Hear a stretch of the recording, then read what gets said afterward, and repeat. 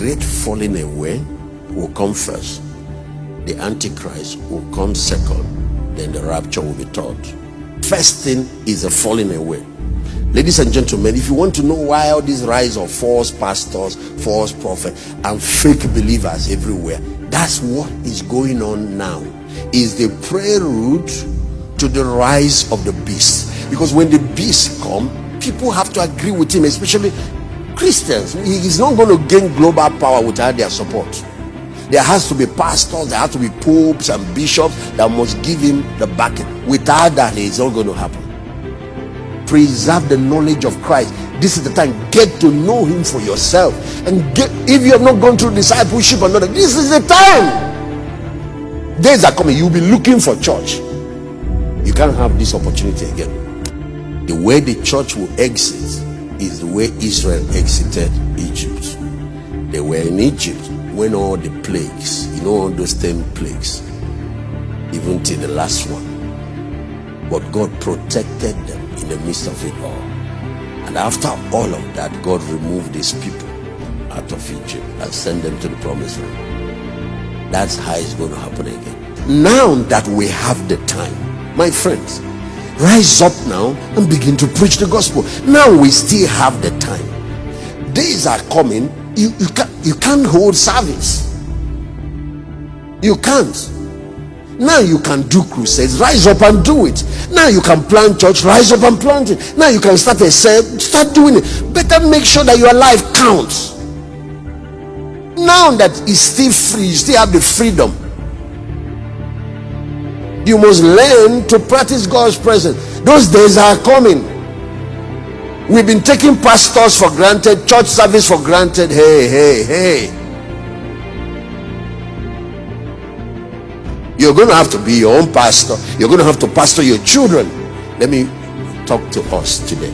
Every one of you should go and study the Chinese church. What happened during the communist era? Christianity. There were about 800,000 Christians when the communist revolution. Chairman Mao led the communist revolution. And there were 10,000 missionaries. They were all sent out of China.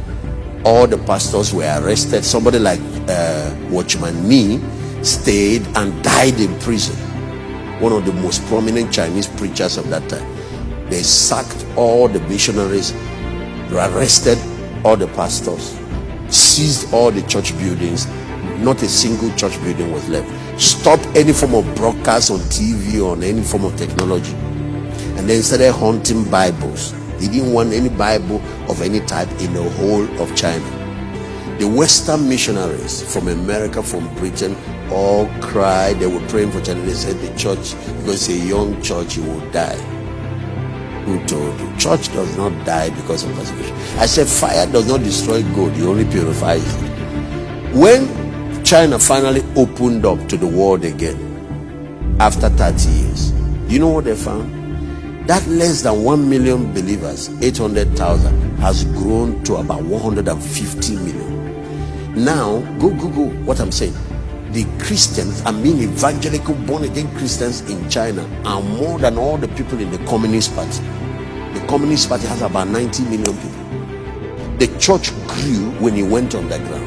The church grew when they removed all the pastors. The church grew when they removed all the church building. The church grew when they stopped crusade. The church grew when they stopped preaching on TV. The church grew when they removed. Of course, what the missionaries now, the Western churches did, is to make sure they found a way to smuggle Bible, and they caught some of the smugglers. Now, watch. When communism fell, they found out that the church that was not up to 1 million, 800 and something, has grown to over 150 million. What happened? It was when believers discovered that we are all ministers, we are all priests.